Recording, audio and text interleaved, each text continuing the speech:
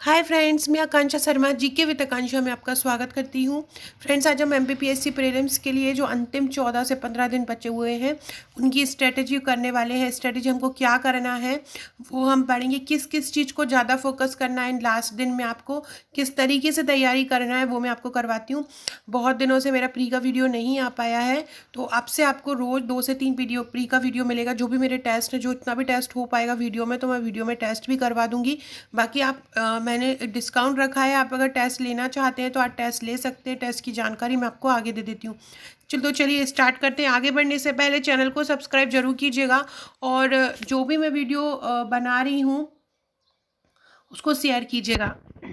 और साथ में फ्रेंड, डिस्क्रिप्शन बॉक्स में आपको हमारे व्हाट्सएप ग्रुप की लिंक मिल जाएगा, टेलीग्राम ग्रुप की लिंक मिल जाएगा, तो उससे जुड़ जाइएगा। देखिए, सबसे फ्रेंड्स, जो पहले मैंने वो टॉपिक लिखे हैं जो बहुत ज़्यादा छोटे छोटे हैं, और वो छोटे छोटे आपको टॉपिक बहुत ज़्यादा नंबर दिला सकते हैं। सबसे पहली बात मेरी ये बात ध्यान रखिएगा आपकी। देखिए, 100 नंबर का टेस्ट होता है, तो आपको 100 आउट ऑफ 100 तो नहीं लाना है, क्योंकि 100 आउट ऑफ 100 तो किसी का ही नहीं आता है। हाँ, लेकिन आपको ये कोशिश करना है कि आपके 80 से 85 मार्क्स आ पाएँ, क्योंकि इस बार कट ऑफ इतना ही जाने वाला है, क्योंकि नंबर ऑफ़ सीट्स जो है वो बहुत कम है। तो ये जो हो सकता है कि रिज़ल्ट के प्री के एग्ज़ाम के बाद भी सीट बढ़ जाए, लेकिन आपको तैयारी यही सोच के करना है कि आपको 80 से 85 कट ऑफ जाए। और सबसे पहले अपने मन में जो एक डर बैठा है ना कि क्या पता कहाँ से कैसा क्वेश्चन आएगा, हमारी तो तैयारी नहीं हुई है, तो वो जो डर है आपके मन में वो बिल्कुल निकाल दीजिए। क्योंकि बिल्कुल स्मार्टली स्टडी कीजिए कि मतलब कैसे। इस बार जो सिलेबस है नया वाला प्रीलिम्स का, उसमें क्या किया है कि जो सिलेबस है उसको बहुत छोटे छोटे पार्ट्स में डिवाइड कर दिया है। अगर हम उन छोटे छोटे, और आप देखा होगा आपने कि कुछ छोटे पार्ट्स तो इतने छोटे हैं कि आप उनको 1 घंटे भी अगर पढ़ लेंगे तो आपका वो टॉपिक तैयार हो जाएगा। और आपने अगर वो टॉपिक तैयार कर लिया तो आपके 2 से 3 प्रश्न तो कंफर्म हो गए। और अगर मतलब ज़्यादा हुआ तो हो सकता है जो बनाने वाले पेपर हो उसमें से ही डाल दें, क्योंकि ऐसा बहुत बार हुआ है। जैसे मेंस का पेपर आप देखेंगे, फर्स्ट पेपर इस बार पुनर्जागरण ही डाल दिया। मतलब एक ही टॉपिक का, एक ही सब टॉपिक का, मतलब उन्होंने 3-4 क्वेश्चन डाल दिए। तो ऐसा भी हो सकता है कि एक ही टॉपिक की डाले, तो आपको वो चीज़ पे अभी ज़्यादा फोकस करना है जो आपको पूर्ण, मतलब उसको आप बिल्कुल कमांड बना लो कि हाँ, ये इससे तो हमारा कोई कुछ भी पूछ ले हम तो ये कर ही लेंगे। तो चलिए हम स्टार्ट करते हैं देखना, फिर बात करते हैं आगे की। देखिए, सबसे पहले लोगों ने इस चीज़ को बहुत ज़्यादा हुआ बना के रखा है सभी बच्चों ने कि यूनिट 10 करना है, आयोग करना है, आयोग करना है। तो आयोग तो बहुत अच्छी बात है। लास्ट टाइम तो अधिनियम आते थे, अधिनियम पढ़ना, उनकी धाराएं पढ़ना रहता था पूरा, और वो बहुत ज़्यादा टफ हो जाता था, क्योंकि धाराएं आ जाती थी कि इस धारा में क्या लिखा हुआ है, तो वो याद करना बहुत मुश्किल होता था। कंपैरिजन यूनिट 10 जो है, पूरे आयोग है, 15 समथिंग आयोग है, तो वो आपको किस तरीके से याद करना है, क्या करना है। सबसे पहले आपको पूरे चार्ट बनाने के लिए मैं कल आपको इसी समय एक वीडियो लेके आऊँगी, जिसमें मैं इसके पूरे चार्ट आपको आयोग के बता दूंगी। उस चार्ट में ही आयोग से संबंधित सभी जानकारी भी बता दूंगी। इसके पहले भी मैंने एक वीडियो में आपको 4 से 5 चार्ट करवा चुकी हूँ। उससे क्या होगा कि आप जब भी जब भी आप आयोग को पढ़ेंगे तो आप 1 से 1.5 घंटे में उसको फ्लो चार्ट को एक बार देखेंगे, उससे संबंधित जानकारी पढ़ेंगे। और संबंधित चार्ट को आपको कैसे पढ़ना है कि जैसे कि आप मानव अधिकार आयोग पढ़ रहे हैं, अब मानव अधिकार आयोग किस बात वर्सेस में आपको रखना है राज्य मानव अधिकार आयोग। अब मानव अधिकार आयोग के आपको पढ़ना है कि इसमें कितने सदस्य हैं, तो फिर आपको मानवाधिकार आयोग में इतने सदस्य हैं, तो फिर इस राज्य मानवाधिकार में आयोग में कितने सदस्य, इनका कार्यकाल कितना, इनका कार्यकाल कितना है, इनके पहले अध्यक्ष, इनके पहले अध्यक्ष, इनके वर्तमान अध्यक्ष, इनके वर्तमान अध्यक्ष। तो आपको इस प्रकार से तैयारी करना है, तो आपको क्या रहेगा, वो दिमाग में चीज़ बैठी रहेगी। और सबसे मेन बात, यूनिट 10 का जो मेरा जो टेस्ट ग्रुप है, उस टेस्ट ग्रुप में मैं ये यूनिट 10 के सभी चार्ट्स, इनसे संबंधित सभी प्रश्न, जो भी महत्वपूर्ण चीज़ें बन सकती हैं, वो 4 अप्रैल को टेस्ट ग्रुप में दूंगी। तो मेरा एक टेस्ट ग्रुप का मैंने एक शेड्यूल बनाया है कि उस ग्रुप में मैं ये क्वेश्चन देने वाली हूँ, बस आपको वही पढ़ना है। जैसे कि आज हमारे टेस्ट ग्रुप में आपको 70 क्वेश्चन गेम्स और स्पोर्ट्स के मिलेंगे। उन गेम्स और स्पोर्ट्स में आपके मध्य प्रदेश का करंट भी रहेगा, ऑल ओवर करंट का भी स्पोर्ट्स रहेगा। तो पूरा खेल कूद के 70 प्रश्न आपको बहुत अच्छे से कर लेने हैं। तो इस प्रकार से हमारा टेस्ट ग्रुप में भी आपको ये देगा। अगर आपने कहीं से भी अभी नोट्स नहीं लिया है, टेस्ट ग्रुप नहीं लिया है, तो आप मुझसे टेस्ट ले लीजिए। 100 टेस्ट रहेगा। 100 टेस्ट में आपको 10,000 प्रश्न रहेंगे। जो भी डिस्काउंट होगा लास्ट टाइम है मैं आपको दे दूंगी। और ये टेस्ट सीरीज में ये 100 टेस्ट 10,000 प्रश्नों का ये संग्रह है। इसमें से भी क्वेश्चन मैं आपको ग्रुप में कराऊंगी, तो आपकी टेस्ट की भी तैयारी हो जाएगी। बाकी जो आपको ग्रुप मिलेगा, ग्रुप में भी मैं अलग से क्वेश्चन देने वाली हूँ एक एक साथ, तो आपको वो तैयार करना है। दूसरा है कि दूसरा टॉपिक है विज्ञान के मौलिक सिद्धांत। विज्ञान के मौलिक सिद्धांत लगभग 4 से 5 प्रश्न पेज हैं केवल। 4 से 5 पेज में आपको विज्ञान का मौलिक सिद्धांत जो है पूरा टॉपिक हो जाएगा, और आपके 2 से 3 नंबर जो है वो पक्के हो जाएंगे कि अगर विज्ञान के मौलिक सिद्धांत से कोई भी प्रश्न आता है तो आप वहाँ से कर पाएंगे। यूनिट 10 से लगभग 4 से 5 क्वेश्चन आएंगे और 2 प्रश्न इससे आएंगे। तो आप ये देखिए 7 प्रश्न आपके, अगर आप बैठते हैं पढ़ाई करने के लिए और आपने बोला कि आज हमको विज्ञान का मौलिक सिद्धांत कंप्लीट करना है, आपने विज्ञान के मौलिक सिद्धांत उठा लिए, उसको आपने टाइम दिया, उसको आपने बहुत ध्यान से पढ़ा, कौन सा नियम किसने दिया, जिसने दिया वो कहाँ के थे। तो इस प्रकार के आपने अगर क्वेश्चन कर लिए तो आप ये वाला टॉपिक आपका कंफर्म हो जाएगा। आपको टेंशन नहीं रहेगी यार हमने वो वाला टॉपिक तो कर लिया, उससे संबंधित कुछ भी आए हम वहाँ कर देंगे। तो विज्ञान का मौलिक सिद्धांत आपका कंप्लीट हो गया। तो ऐसे छोटे छोटे टॉपिक आपको जल्दी से कंप्लीट करके रख लेने हैं। नेक्स्ट है खाद्य प्रसंस्करण। खाद्य प्रसंस्करण जो टॉपिक है वो भी बहुत छोटा है, अलग अलग विधियां हैं। तो खाद्य प्रसंस्करण से संबंधित 2 से 3 प्रश्न आएंगे, तो आपको वो बहुत अच्छे से कर लेना है। ये छोटे छोटे टॉपिक है, इनको बहुत अच्छा करना है। बाकी बेसिक तो कहाँ से करना है, क्या करना है, वो मैं आपको लास्ट में बता दूंगी। नेक्स्ट है प्राकृतिक आपदाएं। प्राकृतिक आपदा आपको पढ़ना है, उनको हम प्रबंधन कैसे कर सकते हैं। इसके अलावा अभी जहाँ पे वर्तमान में कोई आपदा आई हो, या फिर विश्व में पहले कोई महामारी आई हो, कोई आपदा आई हो, उससे संबंधित आपको पढ़ लेना है।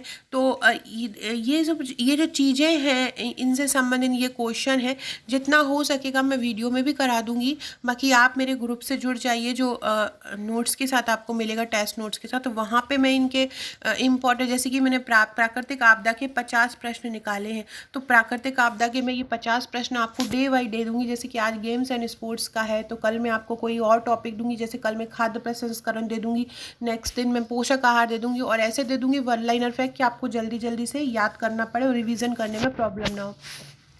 अगला है वैज्ञानिक संस्थान। देखिए विज्ञान के वैज्ञानिक संस्थान और विज्ञान के मौलिक सिद्धांत, इनसे करीब 5 से 6 प्रश्न बनने वाले हैं, क्योंकि इन्होंने अलग से ही मेंशन किया है इसको कि ये अलग से दिया हुआ है। पहले क्या होता था, पुराने सिलेबस में केवल विज्ञान लिख देते थे, भौतिक रसायन का कुछ लिख देते थे और लिख देते थे विज्ञान तकनीकी, तो उनमें ये सभी चीज़ें आ जाती थी और हम उतना ध्यान नहीं देते थे। लेकिन यहाँ पे क्या है कि अलग से मेंशन किया है, तो हमको अलग से ही पढ़ना है। उन लोग भी जब पेपर बनाएंगे ना, तो वो ये छोटे छोटे टॉपिक देखेंगे कि इसमें से इसमें से क्वेश्चन देना है, इसमें से, तो ये सिलेबस ही वो सिलेबस के देख के ही वो लोग पेपर बनाते हैं, तो सिलेबस को देख के ही आपको पढ़ना है।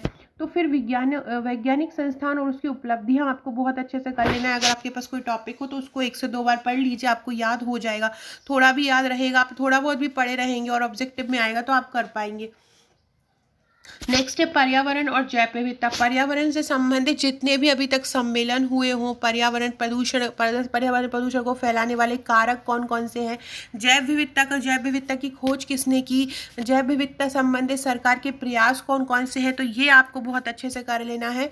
इसके भी मैं आपको 50 से 70 प्रश्न टेस्ट ग्रुप में दे दूंगी, तो आप वही कर लीजिएगा। और मेरे जो टेस्ट है, जो मैंने आपको टेस्ट सीरीज प्रोवाइड कराई है, उस टेस्ट में 14 से लेके शायद 20 से 25 तक ऐसे टॉपिक हैं जो पर्यावरण से संबंधित हैं। बाकी मैंने इंडेक्स में आप देख लीजिएगा पर्यावरण वाला टॉपिक, उसमें पर्यावरण और जैव विविधता वाले सभी क्वेश्चन आपको मिल जाएंगे। तो आप अगर वो भी अकेले लगाते हैं टेस्ट का पर्यावरण भी, तो भी आपका पर्यावरण का कोई क्वेश्चन बाहर नहीं जाएगा, क्योंकि मैंने वहाँ पे पर्यावरण से संबंधित सभी क्वेश्चन कवर किए हैं। नेक्स्ट है मानव शरीर पोषक आहार। इसको भी बहुत ज़्यादा आप लोगों ने हुआ बना के रखा है। मानव शरीर के नॉर्मल से क्वेश्चन आपको आने वाले क्योंकि मैंने वही बताया, वहाँ पे पहले भी आता था, पहले लिख देते थे जीव विज्ञान, लेकिन अब यहाँ पे क्या लिख दिया अलग से, मानव शरीर और पोषक आहार। पोषक आहार है मतलब पूरे विटामिन आपको कर लेना है, किस विटामिन की कमी से कौन सा रोग होता है और विटामिन की खोज किसने की थी, ये आपको कर लेना है। और कौन कौन से पोषक तत्व शरीर, कौन से लघु तत्व होते हैं, कौन से दीर्घ मात्रा के तत्व होते हैं, ये बहुत अच्छे से कर लेना है। मानव शरीर में आपको ये कर लेना है, मानव शरीर में जैसे आप पहले से आज सुनते आए हैं, क्वेश्चन आते थे शरीर में कितनी हड्डियां हैं, कितनी पसलियां हैं, छोटी हड्डी बड़ी हड्डी, इस प्रकार के क्वेश्चन आपसे पूछेंगे। आप सोचो वो बड़ी बड़ी बुक्स, कठिन कठिन सी बुक्स आप लोग लेके बैठे हो, बड़ी बड़ी पोषा शरीर, मानव शरीर पढ़ रहे हैं पूरा, तो वो मत कीजिए। अभी ना समय है ना कुछ है। जो बेसिक क्वेश्चन होते हैं मानव शरीर के, पोषक आहार के, वो करना है। अभी मोटी मोटी बुक्स लेकर बिल्कुल मत बैठिए। कृषि उत्पाद तकनीक, क्योंकि कृषि उत्पादन में हम कौन कौन सी तकनीक का यूज़ कर सकते हैं, सिंचाई पद्धतियाँ, ये आपको कर लेना है। इन सब से भी संबंधित जितने भी टॉपिक, वो 20-22 से कम 70 प्लस टॉपिक मैं आपको टेस्ट ग्रुप में प्रोवाइड करा दूंगी। अगर आप टेस्ट ग्रुप में नहीं जुड़ सकते हैं, आपकी नहीं कंडीशन है, तो आप मैं वीडियो के थ्रू भी आपको करवा दूंगी जितना हो सकेगा। स्वास्थ्य नीति कार्यक्रम, जितनी भी स्वास्थ्य नीति कार्यक्रम में शायद अब वो है ना, स्वास्थ्य नीति कार्यक्रम में कोरोना से संबंधित नीतियाँ कार्यक्रम देंगे, क्योंकि करंट में हमारा स्वास्थ्य सबसे बड़ा मुद्दा कोरोना ही है। स्वास्थ्य नीति 2017 बहुत अच्छे से कर लेना है। अभी थोड़े दिन पहले मैंने एक टेस्ट ग्रुप में एक चार्ट पहुँचाया था, जिसमें मैंने बताया था कि स्वास्थ्य नीति में कितनी जन्म दर का लक्ष्य रखा गया है, कितनी कितनी मृत्यु दर का लक्ष्य रखा गया है। तो ये आपको बहुत अच्छे से कर लेनी है। इसके बाद आपको करंट करना है। करंट में आपको मध्य प्रदेश प्लस ऑल सभी करना है। करंट अफेयर के 7 से 10 प्रश्न आपको आने हैं। इसके लिए मैंने टेस्ट जो मैंने आपको 100 टेस्ट प्रोवाइड कराए हैं, उसमें मैंने 10 से 15 टेस्ट जो करंट अफेयर्स के रखे हैं, जिसमें मैंने मध्य प्रदेश भी रखा है और भारत विश्व भी रखा है। तो आप वो कर लीजिए। अगर आपके पास मेरे टेस्ट नहीं है तो आप कोई भी कर लीजिए। निर्माण IAS की मध्य प्रदेश करंट कर लीजिए, और या आपके पास कोई भी हो करंट की बुक, तो आप उससे तैयार कर लीजिए। इसके बाद खेल संस्थाएं के लिए मैंने एक वीडियो बनाया था, उसमें मैंने पूरी खेल संस्थाएं कवर करवा दी थी। उससे बाहर कोई भी खेल संस्था नहीं आएगी। आपको वो खेल संस्थाएं कर लेना है, और उनको कब स्थापना हुई उनकी वो जरूर कर लेना है। जैसे कि लास्ट टाइम क्वेश्चन आ गया था कि मध्य प्रदेश घुड़सवार अकेडमी की स्थापना कब हुई थी, तो आपको वो बहुत अच्छे से कर लेना है। इस प्रकार की खेल संस्थाएं को भी आप हमारे जो मध्य प्रदेश की खेल संस्थाएं स्पेशली कीजिएगा। आप आधा से पौन घंटा देंगे ना, तो आपको पूरी खेल संस्थाएं बिल्कुल रटने में आ जाएंगी। और कोई भी ट्रिक बनाकर अपने दिमाग में याद कर लिया कीजिए। कोई सन है तो किसी का बर्थ से, डेट से रिलेट करके याद कर लिया कीजिए, तो जिससे कि वो दिमाग में बैठ जाए, और आप एग्जाम टाइम में एकदम आपको ट्रिक जो रहेगी ना, वो ट्रिक एकदम आपके दिमाग में घूमेगी, और वो आप वहाँ पे करके आ पाएंगे। खेल प्रतियोगिता प्लस पुरस्कार में सभी पुरस्कारों की स्थापना कब हुई है, एक बार ऐसा मन में सोचिएगा। जैसे आप पढ़ने बैठ रहे हैं, जैसे कि आप अभी बैठेंगे 11 बजे बैठेंगे, और आपको सोचना है यार आज मुझे ये करना है। आपने जैसे कि ये वाला जो PDF है जो मैं बता रही हूँ, आपको ये टॉपिक देख लेना है। आपको सोचना है यार आज मुझे रोबोटिक्स कंप्लीट करना है, मानव शरीर कंप्लीट करना है, स्वास्थ्य नीति कंप्लीट करना है। ये 3 टॉपिक आपको कंप्लीट करना है, मतलब आपने 10 से 12 नंबर अपने सिलेक्ट कर लिए। तो छोटे छोटे टॉपिक से आप अपनी जो जीत है, आप अपना जो सिलेक्शन है, वो पक्का कर सकते हैं। इसके बाद है रोबोटिक्स, AI और E-गवर्नेंस। रोबोटिक्स, AI और E-गवर्नेंस के लिए भी आपको क्या करना है, आपके पास जो भी कंप्यूटर की बुक हो, आपको अलग से रोबोटिक्स उठाना है। पहले देखिए, आप एक साथ पूरी किताब पढ़ना स्टार्ट करेंगे ना शुरू से, कि चलो कंप्यूटर की किताब उठा ली, अब चलो पढ़ना स्टार्ट करते, तो वो आपके दिमाग में एकदम वर्डन आ जाएगा, यार इतना सारा, इतना कठिन, कैसे पढ़े, 15 दिन बचे हैं। तो ये मत सोचो। आप क्या करो कि सबसे पहले रोबोटिक्स उठाओ, कि रोबोटिक्स टॉपिक पढ़ो। आप रोबोटिक्स बहुत अच्छे से पढ़ लो। वो टाइम आप जो दे रहे हो 15 से 20 मिनट, रोबोटिक्स आप अच्छे से पढ़ लो, उससे संबंधित क्वेश्चन लगा लो। फिर आप AI उठा लो, आर्टिफिशियल इंटेलिजेंस उठा लो, फिर आप उसको अच्छे से कर लो, E-गवर्नेंस को कर लो। फिर आपका कंप्यूटर में मन नहीं लगेगा, क्योंकि बहुत सारे लोगों को नहीं अच्छा लगता, तो आप दूसरी चीज़ उठा लो। ये 3 टॉपिक कंप्लीट कर दो, फिर आप पोषक आहार उठा लो। या आपको क्या करना है, ये टॉपिक करके आप मध्य प्रदेश के ऑब्जेक्टिव लगाओ। मध्य प्रदेश के जितने ज़्यादा ऑब्जेक्टिव आप लगा सकते हो, मध्य प्रदेश की अर्थव्यवस्था, मध्य प्रदेश की राजनीति, उनको लगाओ आप। अगर आपके पास है तो ठीक है, नहीं अगर आपने मेरे टेस्ट लिए हैं तो टेस्ट में आपको मध्य प्रदेश में 1 से 10 तक, और बाकी बीच बीच में भी आपको मध्य प्रदेश के पूरे टॉपिक वाइज टेस्ट मिलेंगे, तो आप उनको ही केवल लगाओ, क्योंकि मेरे टेस्ट में 10,000 प्रश्न ऑलमोस्ट मैंने सबको ही कवर किया है। इसके अलावा जो भी आपके पास मध्य प्रदेश के ऑब्जेक्टिव हो, अगर टेस्ट नहीं हो तो आप वो लगा लो। अधिनियम आपको बहुत अच्छे से कर लेने हैं। अधिनियम 1919 और 1935 के कम से कम 4 से 5 प्रश्न आएंगे। मैं एक कल वीडियो बनाकर इससे संबंधित सभी क्वेश्चन आपको करा दूंगी, ताकि आपको कोई भी प्रश्न आए तो ये आपके 3-4 प्रश्न, मतलब 3-4 नंबर आपके कंप्लीट हो जाएं। संविधान सभा, राष्ट्रपति संविधान कब बना, सभा कब बनी, सभा में कितनी समितियां थी, सभा में कितने लोग थे, कौन सी समिति के कौन से अध्यक्ष थे, जैसे कि झंडा समिति के पूछ लें आपसे कि जेपी कृपलानी थे, है ना, प्रारूप समिति के पूछे अम्बेडकर। तो इस प्रकार से समिति के अध्यक्ष और नंबर ऑफ कैंडिडेट कितने थे हर समिति में वो कर लेना है। संसद का अनुच्छेद, संसद, आप बहुत सारे लोग पूछते हैं मैम अनुच्छेद आएंगे क्या, तो हाँ बिल्कुल आएंगे, क्योंकि अब जब आपसे राष्ट्रपति के बारे में पूरे हैं तो राष्ट्रपति का क्वेश्चन ही अनुच्छेद से बनता है कि राष्ट्रपति का समन किस, राष्ट्रपति के संविधान में अनुच्छेद 52 में राष्ट्रपति का वर्णन, फिर अनुच्छेद 54 में उनके चुनाव का, निर्वाचन का वर्णन है। तो इस प्रकार से ये क्वेश्चन आ जाता है कि संसद का किस में वर्णन है, तो संसद का 79 में अनुच्छेद में वर्णन है। तो ये क्वेश्चन तो आना ही आना है। तो बेसिक संविधान आपको करना है। इसके लिए आपको अब संविधान नहीं पढ़ना है, आपको बस ये करना है कि ये आप 1935 अधिनियम मुझे दे दीजिए, मतलब मैं आपको करा दूंगी, क्योंकि ये छोटा टॉपिक है, मैं एक वीडियो में आपको कंप्लीट करा सकती हूँ। बाकी जो छोटे टॉपिक उनको आप क्या कीजिएगा, जिन्होंने मेरा टेस्ट लिया है वो केवल आप मेरे टेस्ट की पॉलिटी लगाइए, जिन्होंने टेस्ट नहीं लिया है वो आप घटना चक्र पुनरावलोकन की जो बुक आती है आप केवल वो लगाइए। जो शुरू के क्वेश्चन है, टॉपिक देखिए कि ये राष्ट्रपति है तो घटना चक्र पुनरावलोकन का राष्ट्रपति का टॉपिक उठाइए, लगा लीजिए। घटना चक्र पुनरावलोकन भी नहीं है आपके पास, तो अगर आपके पास ल्यूसेंट है तो ल्यूसेंट उठा के ल्यूसेंट लगाइए। ल्यूसेंट तो हर स्टूडेंट के पास होता है, तो आप वो लगाइए। तो वो उससे क्या होगा, आपका ये छोटा छोटा टॉपिक क्लियर हो जाएगा। सबसे पहले मन में ये मत लाइए कि हमें डर लग रहा है यार कैसे होगा। तो ये चीज़ें आप सोचिए, मेंस के जो लोग हैं उनके लिए तो बहुत कम समय मिला, उन्हें तो पूरा ही टाइम, उनको तो अभी भी कंप्लीट करना है और वो अभी भी कंप्लीट कर रहे हैं। तो आप लोग भी ये मत सोचिए कि हमसे नहीं हो पाएगा, आपसे हो पाएगा। बस अपने मन में दृढ़ निश्चय बना लीजिएगा और ये सोचिएगा कि आपको तो मेंस इस बार लिखना ही लिखना है।